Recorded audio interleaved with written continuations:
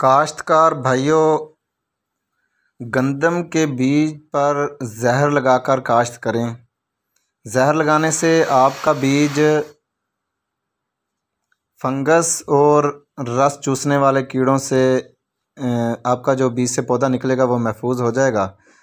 गंदम के बीज को घर पर जहर लगाने के लिए मंदरजा झैल इक़दामात करें।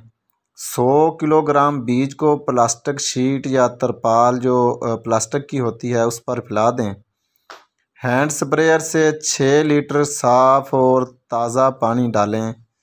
जहर की मतलूबा मकदार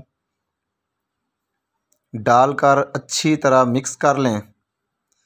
फैलाए हुए बीज पर स्प्रे करें और हाथों पर प्लास्टिक के दस्ताने या शापर चढ़ाकर अच्छी तरह मिक्स कर लें।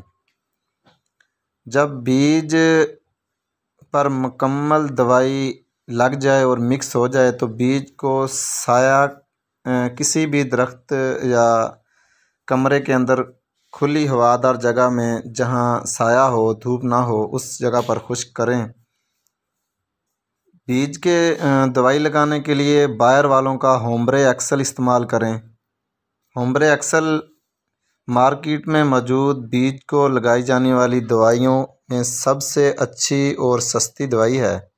इंशाल्लाह उम्मीद है काश्तकार भाई इन मालूमात से भरपूर फ़ायदा उठाएंगे।